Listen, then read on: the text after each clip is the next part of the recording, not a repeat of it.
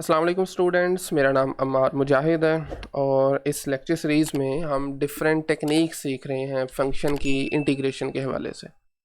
हम सबसे पहले हमने स्टार्ट किया था सब्स्टिट्यूशन रूल के ज़रिए, उसके बाद फिर बाय पार्ट सीखा and then trigonometric integrals, trigonometric substitutions और पिछले 2 लेक्चर में हमने रैशनल फंक्शंस की इंटीग्रेशन सीखी थी।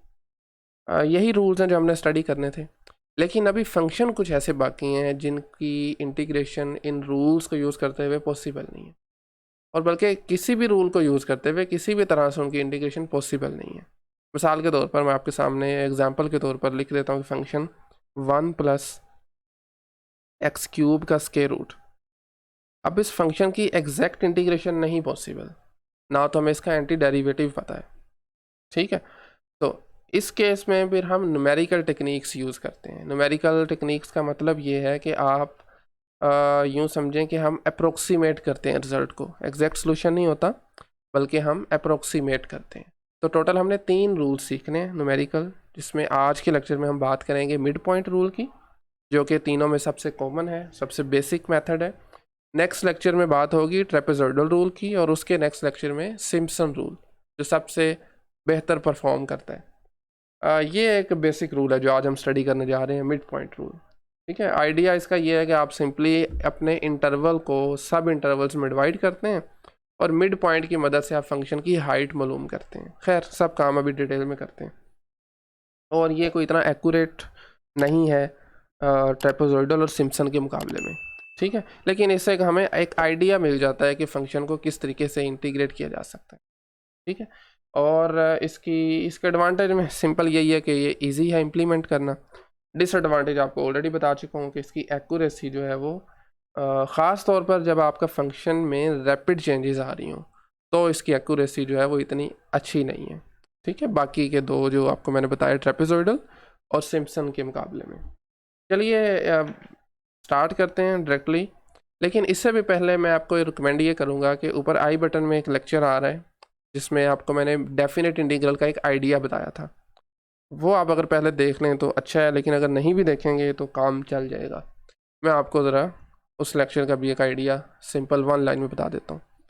तो जब आप किसी फंक्शन को इंटीग्रेट करते हैं ना किसी इंटरवल के अंदर, लेट्स से a से b इंटरवल है, फंक्शन आपका f(x) dx, इसकी एक डेफिनेशन हमने पढ़ी थी। इसको इंटीग्रेट करने के लिए आइडिया हम ये यूज़ करते हैं कि फ़ंक्शन की आप बेसिकली इसके अंदर a और b जो आपका इंटरवल है इसके अंदर सब इंटरवल्स बनाते हैं, ठीक है, और आप इसके अंदर इनफाइनाइटली मैनी रेक्टेंगल्स बना देते हैं।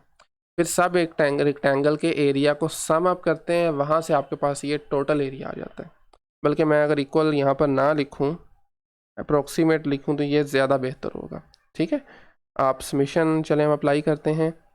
वी हैव f(xi), ये आपकी फंक्शन की किसी पॉइंट पर हाइट मालूम करने के काम आता है, और रेक्टेंगल का एरिया आप जानते हैं हाइट इंटू विथ होता है ना, तो विथ के लिए फिर हम ये चेंज इन x ये लिखते हैं, और i आपकी वेरिएशन है फ्रॉम 1 to n, ठीक है। टोटल नंबर ऑफ n आपके सब इंटरवल्स होंगे। मज़ीद एक्यूरेसी के लिए हम यहाँ पर लिमिट का कॉन्सेप्ट यूज़ करते हैं, और लिमिट n अप्रोच करते हैं इन्फिनिटी को, ठीक है, यानी मैक्सिमम नंबर ऑफ आपने सब इंटरवल्स लेने हैं, यानी कि इनफाइनाइटली मैं नहीं समझ लें, तब आपका जो आंसर है वो एग्जैक्ट आंसर के करीब करीब आएगा। तो ये आइडिया है डेफिनेट इंटीग्रल का। अब इसमें जो प्रॉब्लम यहाँ पे आ रही थी कि ये जो f(xi) है, चलें बल्कि अभी आप कंफ्यूज होंगे, हम डायरेक्टली एग्जांपल की तरफ आते हैं, या उससे भी पहले आपको मैं थोड़ी इसकी ज्योमेट्री चलें बता देता हूँ। लेट्स से ये आपके पास एक कोऑर्डिनेट सिस्टम है, और मिड पॉइंट रूल में सबसे पहले तो आपके पास से कोई ना कोई इंटरवल गिवन होगा, of course. Let's say sorry this point is a and this point is b, और आपके पास कोई for example this curve is given, ठीक है। सबसे पहला काम आपने इसको सब इंटरवल में डिवाइड करना है, इसके छोटे छोटे मज़ीद इंटरवल्स बनाने हैं। तो चलिए हम ज़रा ये टोटल हमने 4 इसके सब इंटरवल्स ले लिए, ठीक है। अब इन 4 सब इंटरवल से आपके पास 4 रेक्टेंगल्स बनेंगी, आपने उन सब चारों रेक्टेंगल्स का एरिया फाइंड करना है, उसको सम अप करना है, इससे आपके पास टोटल एरिया आ जाएगा। ठीक है, अब कैसे एरिया फाइंड करना है वो भी ज़रा समझ लें। ये आपके पास ए पर फंक्शन की हाइट होगी ना, इसी तरह से बी पर आपके पास ये फंक्शन की हाइट होगी, सॉरी बी पर नहीं, ए से नेक्स्ट पॉइंट, इनको भी हम नाम दे देते हैं ज़रा। और इस पॉइंट पर ये हाइट होगी, बी पर आपके पास कुछ इस तरह से हाइट होगी। ठीक है, ए को मैं नाम दे देता हूँ, लेट से ये है एक्स नोट, इसको मैं पॉइंट को कह देता हूँ x1, दिस इज़ लेट से x2, दिस इज़ x3, और लास्ट पॉइंट बी जिसका हमने कहा उसको हम x4 का नाम दे देते हैं। ठीक है, 4 रेक्टेंगल्स, अभी रेक्टेंगल्स नहीं बनी, रेक्टेंगल बताता हूँ कैसे बनानी है आपने। अच्छा जी, आइडिया ये है कि आपने हर सब इंटरवल का मिड पॉइंट चूज़ करना है, x0 और x1 का मिड पॉइंट।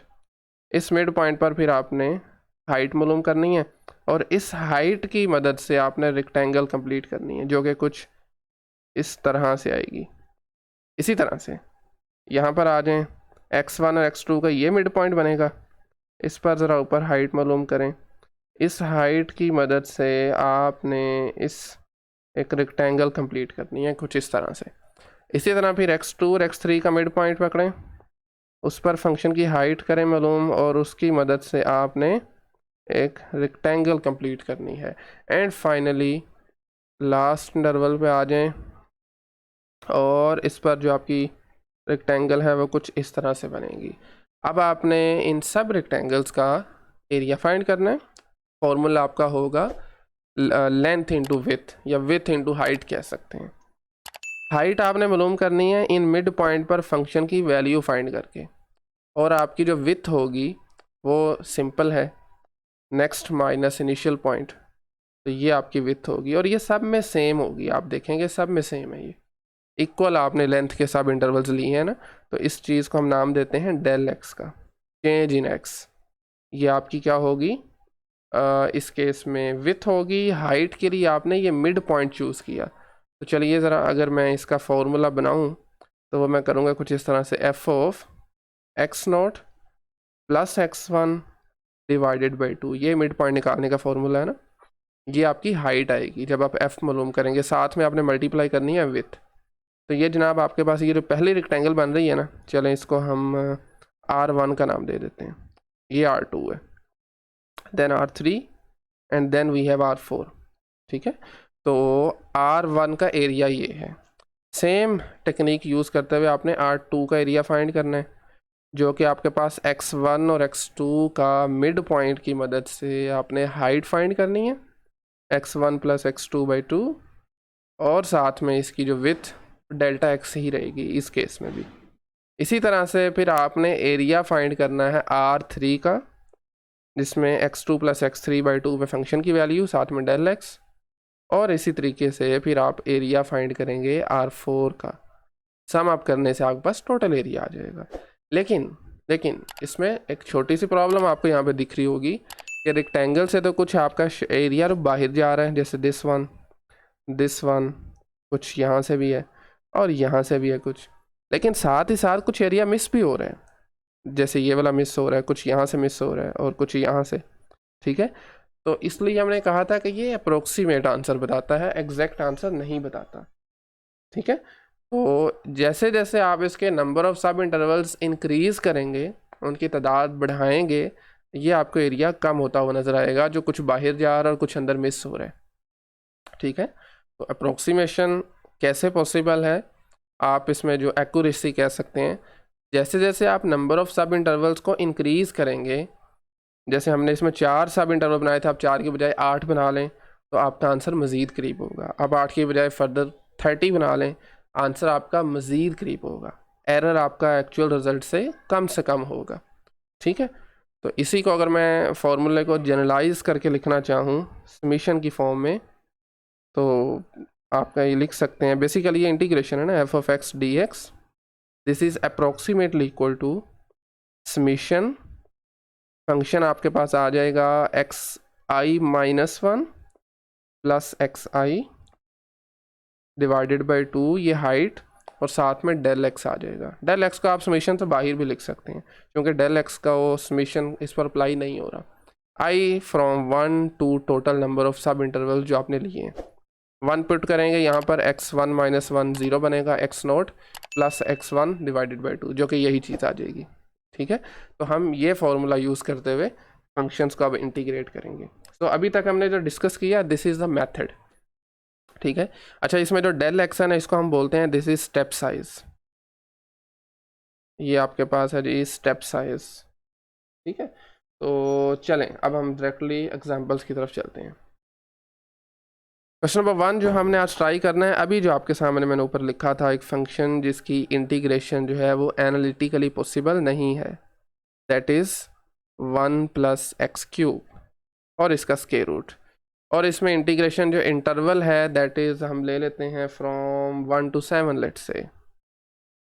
ठीक है, और n भी आपका गिवन होगा, टोटल नंबर ऑफ सब इंटरवल्स हम चलें पिक कर लेते हैं, लेट्स से 3 ले लेते हैं, हमें 3 सब इंटरवल्स चाहिए। ठीक है, तो वैसे इसमें कोई स्केच करना कंपलसरी नहीं होता, लेकिन चलें मैं आपको ज़रा एक आइडिया दिखाने के लिए, समझाने के लिए स्केच भी कर देता हूँ। इसका जो ग्राफ बनता है 1 से हमें वैसे 7 तक चाहिए, लेकिन ये जनाब कुछ इस तरह से बनेगा अप्रोक्सीमेटली। ठीक है, तो let's say this point is 1 and this is 7। ठीक है, 1 पर, अच्छा अब बल्कि इस सब की काम की तरफ बाकी जाने से पहले आपने अपना स्टेप साइज़ मालूम करना है। सबसे पहला काम जो आपने करना है वो स्टेप साइज़ मालूम करना है। सब इंटरवल बनाने के लिए हमें पता तो चल गया 3 सब इंटरवल बनाने हैं, लेकिन हमें ये नहीं पता चला ना उन सब इंटरवल्स का साइज़ क्या होना चाहिए।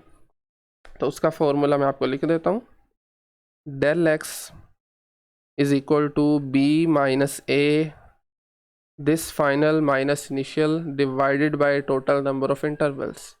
b की वैल्यू 7 है, a की वैल्यू 1 है, n की वैल्यू 3 है, तो ये क्या आ जाएगा 6/3 इज इक्वल टू 2।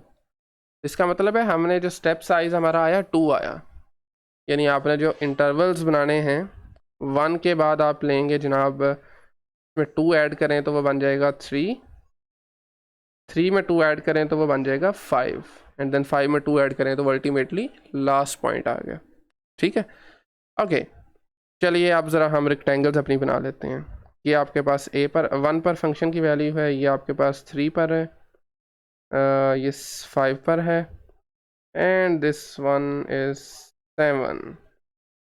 चलिए अब अपने मेन काम की तरफ के mid point rule, mid points पकड़ने तरह। 1 और 3 का मिड पॉइंट क्या है जी 2 है।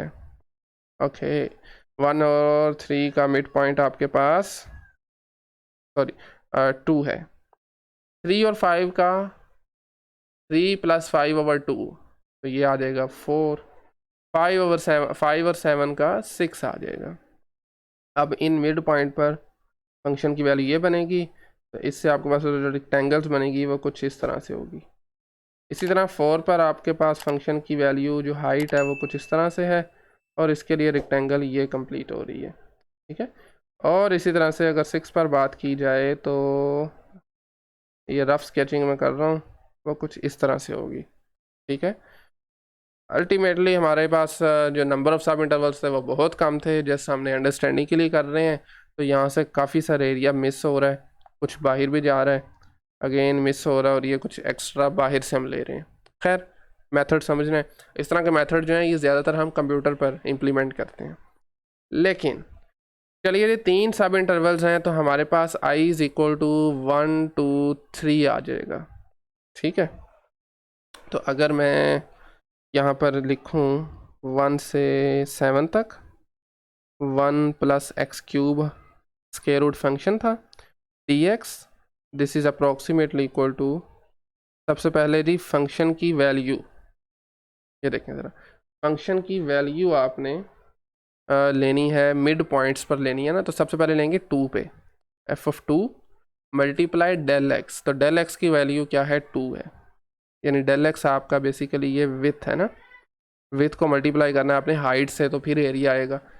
इसी तरह से नेक्स्ट फंक्शन की वैल्यू हमने फाइंड करनी है अगले मिड पॉइंट पर, जो कि हमने 4 लिया हुआ है, लिया नहीं है ही 4 है बेसिकली। ओके, तो डेल एक्स की वैल्यू 2 है, देन मिड पॉइंट हमारा बनता है 6, f(6) और 2।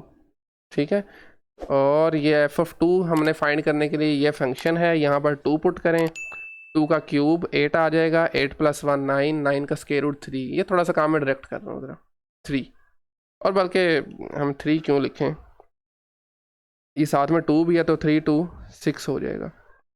f(4) फाइंड करने के लिए 4 का क्यूब 64 + 1, तो जनाब इसका आप जब स्क्वायर रूट लेंगे तो ये 8 पॉइंट हमारे पास आ जाएगा जी 06, सॉरी ये 06 है, और साथ में ये 2 चलें लिख लें, ऐसे लिख लें।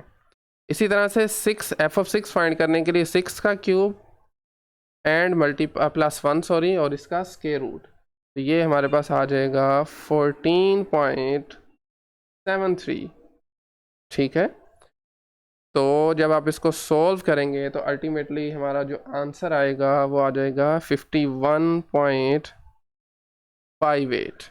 तो ये जनाब आपके पास एक अप्रोक्सीमेट वैल्यू आई है, एक अप्रोक्सीमेट एरिया आया है, एग्जैक्टली नहीं है ऑफ कोर्स, लेकिन जैसे जैसे आप अपने इंटरवल्स जो तादाद बढ़ाएंगे, 3 की बजाय अगर हम 30 ले लें तो मज़ीद एक्यूरेट आंसर हो जाएगा। ठीक है, चलिए एक और क्वेश्चन करते हैं यूजिंग द सेम रूल। और आपकी बार जो मैं फंक्शन ले रहा हूँ वो एक नॉन फंक्शन है, यानी उसकी आप इंटीग्रेशन वैसे भी कर सकते हैं। हम इंटीग्रेशन करनी है जी 1 से लेकर 6 तक, 1 लोअर लिमिट है, 6 अपर लिमिट है, फंक्शन आपका x³ है, dx है, और सब इंटरवल्स की तादाद हम ले रहे हैं 5। मैं ऐसा क्यों कर रहा हूँ, x³ को क्यों ले रहा हूँ, हालांकि x³ को हम सिंपल भी इंटीग्रेशन कर सकते हैं, एनालिटिकल भी। ये मैं इसलिए कर रहा हूँ ताकि हम ये देख सकें कि हमारा इसमें क्या एरर आ रहा है, अप्रोक्सीमेट आंसर क्या आ रहा है और एग्जैक्ट आंसर क्या आ रहा है, इसको देखने के लिए मैं x³ ले रहा हूँ। खैर, always start from finding the step size, del x b - a, upper limit minus lower limit divided by n, तो ये 5/5 क्या आ जाएगा, 1 आ जाएगा। चलें ज़रा हम इसको भी प्लॉट कर ही लेते हैं। x³ का आप ऑलरेडी जानते हैं क्या बनता है ग्राफ इसका, तो हम अपने बस जितना हमें रिक्वायर है ना, हम बस उतना ही बनाएंगे। लें जी कुछ इस तरह से, लेट्स से, बाकी खैर इसका थर्ड क्वाड्रेंट में बनता है लेकिन हमें वो चाहिए नहीं है। तो जनाब this point is let's say 1, this is 2 3 4 5 6 7, ठीक है, सॉरी हमें 6 तक चाहिए, चलें ठीक है। खैर, तो 1 पर यही फंक्शन की वैल्यू होगी, 2 पर यह आ जाएगी, 3 पर अगर देखा जाए तो दिस इज़ 4 पे, ये आपके पास 5 वाली आ जाएगी, एंड दिस इज़ ऑन 6 आ जाएगी। अब आपने लेने हैं तमाम के मिड पॉइंट्स, चले मैं बल्कि एक बार मेंशन भी कर दूं, 1 2 3 4 5 6, ठीक है। 1 और 2 का मिड पॉइंट क्या होगा, बाय द वे इसमें del x 1 है, तो पहले हम ज़रा फॉर्मूला लिख लें, 1 से 6 x³ dx approximately equal to, अच्छा एक काम आसान करने के लिए ना हम ये करते हैं कि del x को बजाय के इसके अंदर लिखने का हम बाहर कॉमन ले लेते हैं, ठीक है ना, क्योंकि del x हमें पता है कांस्टेंट है, ये फिक्स रहेगा, तो हमारे पास वैल्यू आई है 1। अब आप फाइंड कर लें f ऑफ 1 और 2 का मिड पॉइंट क्या होगा, दिस इज़ 1.5 यानी 3/2। इसी तरह से 2 और 3 का मिड पॉइंट होगा 2.5, फ्रैक्शन में लिखना चाह रहे हैं तो 5/2 आ जाएगा। देन 3 और 4 की बात करें तो वो 7/2 आ जाएगा, 3.5 है ना, एंड देन 4 और 5 की अगर बात की जाए तो वो 9/2 आ जाएगा। इसी तरह से 5 और 6 का मिड पॉइंट होगा 5.5, जिसको हम लिख सकते हैं 11/2। तो ये जनाब सारे मिड पॉइंट्स आ गए। ये आपके पास 1 जो था वो विथ थी, स्टेप साइज था, मल्टीप्लाई करें सिंपल इसको, और ऐड करने के बाद आपका आंसर आ जाएगा। फंक्शन आपका सिंपल x³ है, 3/2 का मतलब है 3³ डिवाइडेड बाई 2³, ठीक है। तो अगर इसको मैं, चलें लिख लेते हैं जी, 3/2 का क्यूब आ जाएगा प्लस 5/2 का क्यूब आ जाएगा, इसी तरह से 7/2 का cube plus 9/2 cube and finally this 11/2 cube। ठीक है, तो इसमें आप अगर देखें कुछ कॉमन आ रहा है ना, 1/2 क्यूब, तो ये 2 क्यूब 8 होता है, तो 1/8 कॉमन आ जाएगा। बाकी आप अंदर वैल्यूज़ लिख लें। 3 क्यूब का आंसर होता है जी 27, 5 क्यूब का आंसर होगा 125, 7 क्यूब की अगर बात की जाए तो उसका आंसर होता है जी 343, 9 क्यूब अगर आप सोल्व करते हैं 9⁻³ वो आंसर आएगा 729, और फाइनली 11 क्यूब की बात की जाए तो ये आता है 1331। इन सबको आप ऐड करेंगे, डिवाइड करेंगे 8 से, तो आपका जो आंसर बनेगा फाइनल, जो कि अप्रोक्सीमेट आंसर है, दैट इज़ 319.5। 1 से लेकर 6 तक x³ dx, ये आपका मिड पॉइंट रूल को यूज़ करते हुए अप्रोक्सीमेट आंसर है। अब ज़रा हम ये काम करने लगे हैं कि आप इसका ज़रा एग्जैक्ट आंसर निकाल लें और उसका फिर हम एरर फाइंड करेंगे। एरर का मतलब है कि हम एग्जैक्ट से कितना दूर हैं, कितना फ़र्क है। आप बहुत मेरे ख्याल में रैपिडली इसका आंसर फाइंड कर सकते हैं जी। x³ dx पे पावर रूल लगाएंगे, पावर आपकी 4 बन जाएगी, डिवाइड भी 4 से ही करेंगे, 1 से 6 लिमिट्स आ जाएंगी। This is equal to 1/4 constant है, 6 की पावर 4 माइनस 1 की पावर 4, तो ये 6 की पावर 4 माइनस 1 करेंगे, डिवाइडेड बाय 4 करेंगे, तो आपका जो आंसर बनेगा वो बनेगा 323.75। ठीक है, तो देखें 323.75 और ये है 319.5। तो बाज़ औक़ात हम जब एरर फाइंड करना होता है ना, ई इज़ इक्वल टू, हम क्या करते हैं जी, exact solution minus numerical solution या वाइस वर्सा, और फिर इसकी एब्सोल्यूट वैल्यू लेते हैं ताकि पॉजिटिव में रहे, माइनस 319.5। ठीक है, तो ये कुछ बनता है जी 4.25 के आसपास, बल्कि यही बनता है। तो ये एरर आ रहा है। अब ये एरर काम कैसे होगा, जैसे जैसे आप नंबर ऑफ़ इंटरवल्स इंक्रीज़ करेंगे, हमने 5 इंटरवल्स लिए हैं, 5 की बजाय आप 10 ले लें, एरर और कम होगा। आप 10 की बजाय 50 ले लें, एरर और मज़ीद कम हो जाएगा। ठीक है, तो ये जनाब था mid point rule. Next lecture में बात होगी ट्रेपेजॉइडल रूल की। ट्रेपेजॉइडल रूल इससे थोड़ा बेटर आंसर देता है, उसका हम आइडिया भी डिस्कस करेंगे, एग्जांपल्स भी करेंगे। तो अगर आज के लेक्चर से मुतल्लिक कोई भी क्वेश्चन क्यूरी हो तो कमेंट सेक्शन में पूछ सकते हैं। Thank you very much.